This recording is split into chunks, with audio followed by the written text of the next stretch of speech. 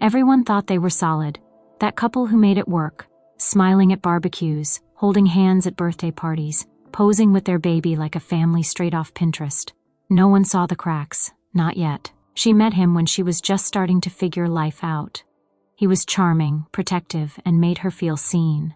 The kind of love that sweeps in fast and makes you forget the red flags. He talked about forever before she even had time to ask if he meant it. And she believed him. They moved in fast, had a baby even faster, and while she poured everything into becoming a mother, while she gave up sleep, her career, her body, and her time, he started pulling away. But she didn't panic. Not at first. Relationships go through phases, right?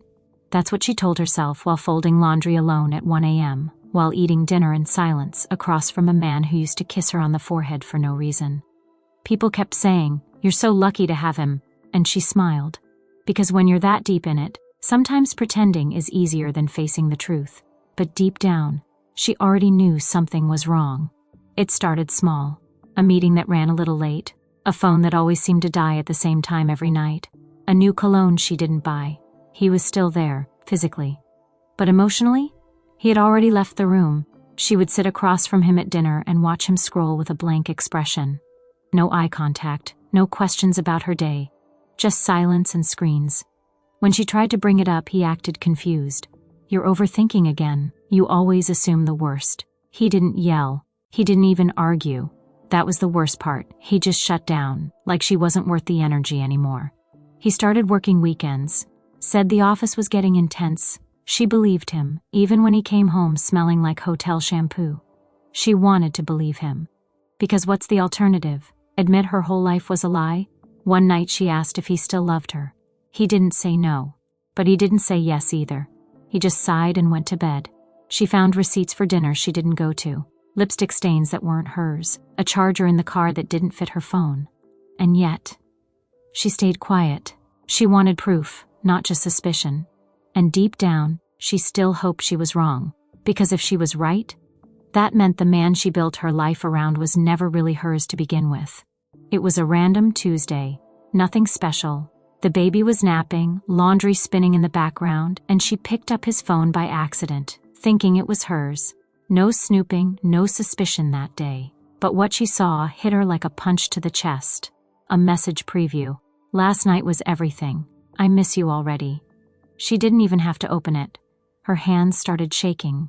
Her mind raced through every excuse she'd given him over the past year.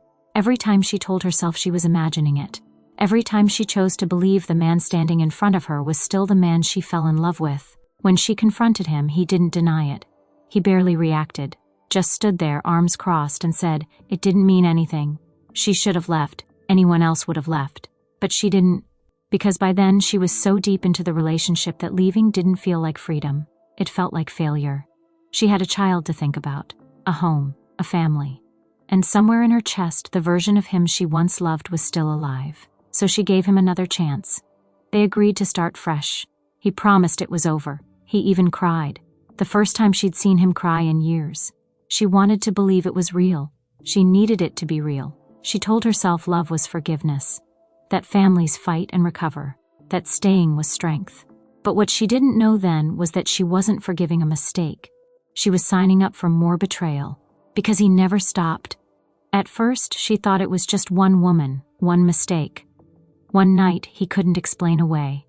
But the deeper she looked, the uglier the truth became. It wasn't just a fling. It was a pattern, a routine, a whole other life he'd been living behind her back. He wasn't just cheating, he was investing. Dates, trips, gifts she never received. He even used their shared money for it. She found screenshots of plane tickets, Cash App receipts, hotel bookings in cities. He told her he was traveling for work. This wasn't casual, this was coordinated. And the woman? She wasn't some stranger, she was someone they both knew. Someone who had smiled in her face, liked their family photos, held her baby at a party once. She felt sick. But what hurt more was realizing other people knew. His friends, maybe even his family. People she had confided in were probably covering for him the whole time. She started remembering things differently. That weird moment at the barbecue when he pulled his phone away fast. That coworker who always called late at night. The friend who once joked about men being men and quickly changed the subject when she got quiet. It wasn't just betrayal, it was humiliation. She was the last to know in her own relationship. Everyone else had the truth and kept it from her. She was the one making excuses, holding everything together, while the people around her silently watched it fall apart. That's when she stopped asking herself if she was overreacting, and started asking how far he was willing to go. She had been quiet for too long, holding it in, swallowing the truth just to keep the peace. But that morning, something shifted. Maybe it was the way he looked at her like a stranger. Maybe it was the way he walked past their child without saying a word. Or maybe she had just finally reached her limit. His phone was sitting on the kitchen counter, unlocked. For the first time, she didn't hesitate. She opened it.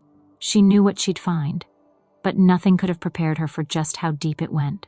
Photos, messages, voice notes. Not just from her, but from 2 other women.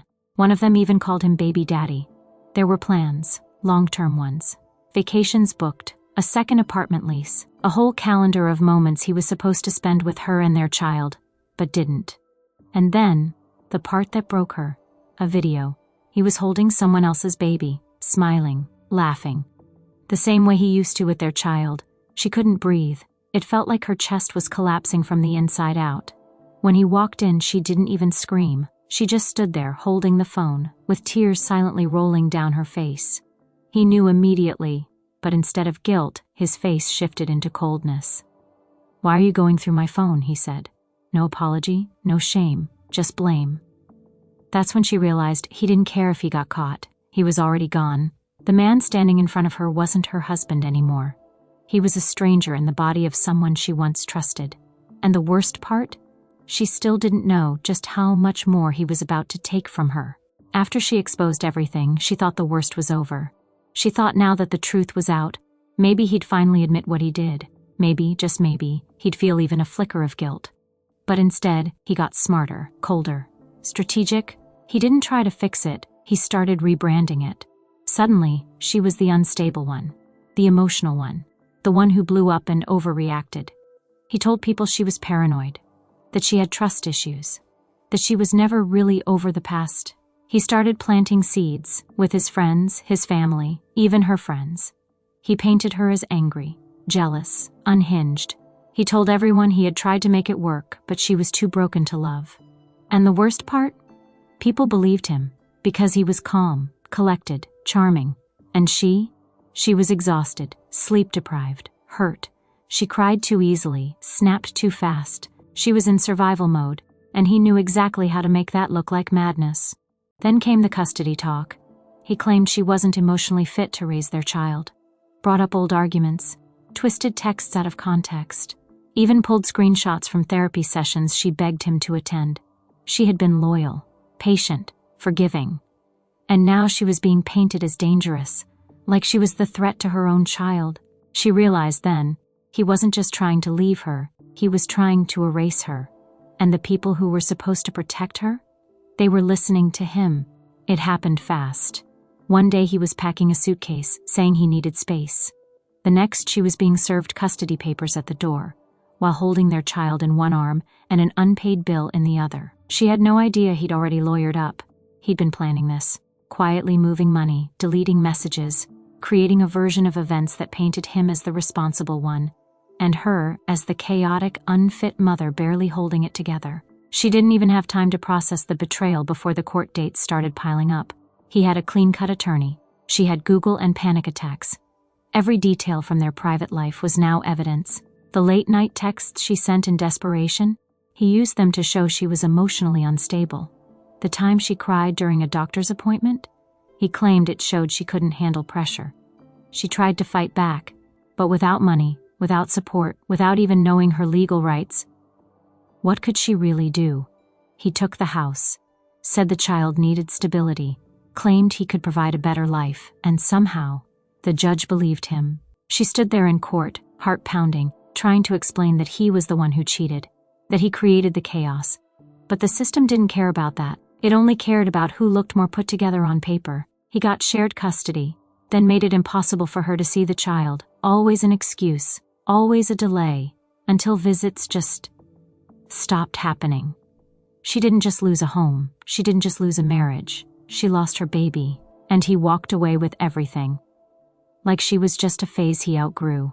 After the court dates, the gossip, and the silence that followed, it was like she vanished. No more posts, no more texts. Even her closest friends didn't know where she went. People assumed she broke, that the fight was too much, that she gave up. And honestly, that's exactly what she wanted them to think. Because she was done explaining herself. Done begging people to see what was right in front of them. While he flaunted his new life, smiling in photos with their child and his new woman like everything was perfect, she went quiet, but not empty, focused. She took a job, then another. She started saving money, dollar by dollar. She kept her head down, worked long shifts, and studied everything she could about family law. She watched videos, joined forums, found women who had been through the same thing. She wasn't trying to destroy him. She just wanted her child back, her name back, her life back. Behind the scenes, she started documenting every missed visit, every ignored message, every lie he told in court. She kept screenshots, audio, statements from people who had finally started to realize the truth. She stopped reacting emotionally and started moving strategically. The woman he tried to paint as unstable was building a case, brick by brick, quietly, patiently. Because this time, she knew better than to walk into a storm without a plan. This time, she wasn't fighting for love or closure. She was fighting for justice. And when she came back, she wouldn't be asking for permission. She'd be demanding answers. It started with one message, just a simple DM from someone she barely knew. "Hey, I think you should see this." Attached was a screenshot, a thread from someone who claimed to have seen him out with a woman who wasn't his wife long before the divorce. Same restaurant, same lies, same pattern. Then came another message, and another. Old co-workers, mutual friends who'd stayed quiet out of fear or loyalty. People who had once looked away were now sending receipts, photos, dates, names. Some of them even apologized, because the version of him they thought they knew, the perfect dad, the calm ex, the one who tried his best, was slipping. She had spent months collecting her own evidence in silence. But now, the internet started doing it for her. One of the women he cheated with came forward anonymously. She said he lied about everything, claimed he was separated, that the marriage was already basically over. But the timestamps told a different story. He'd been with that woman on the same weekends he told the court he was prioritizing his child. And slowly, his image started to crack. People started asking questions. Wait, didn't he say she left him? Why was he in that city when he said he was home with the baby? Why does she have so many receipts, and he has none? Screenshots don't lie, and his silence started to speak louder than any denial ever could. He tried to control the narrative, but the truth has a way of crawling out, even when you bury it deep. And once people saw who he really was, they couldn't unsee it. She had proof. She had people finally backing her. The lies had unraveled, the mask had slipped, and yet, it didn't bring her peace. Because while he was out there living like nothing happened, she had lost years. Years of watching her child grow up through blurry video calls, when he even allowed them. Years of being branded the villain. Years of rebuilding a life that she never asked to have torn apart. She took everything to court. Again, this time, with evidence, with support, with a voice that didn't shake when she spoke. She wasn't pleading anymore. She was stating facts, calm, clear, unapologetic. The judge finally listened. She was granted more custody. The narrative shifted. People started whispering less and watching more. Even his new life started to crumble. Turns out lies don't make good foundations. But despite the small victories, nothing could give her back what was stolen. The bedtime stories she missed. The first steps she didn't get to see. The nights she cried alone, doubting her own worth because of his choices. He didn't just take the child. He took her identity, her confidence, her safety. And when he was done, he walked away like none of it ever mattered. She's stronger now. Wiser. Not bitter, just done pretending. But sometimes, late at night, when everything is still, she wonders how different things might have been if someone had believed her the first time. How many women have lived this same story, just with different names, different cities, different lies? We teach women to stay, to forgive, to keep the family together. But no one teaches them how to survive when that same family turns against them. If you've ever been silenced, blamed, or made to feel like you were the problem, you're not alone. Share this. Comment if this touched something you've lived through. Let's talk about it. Because silence protects no one, except the ones who cause the damage. And she's done being quiet,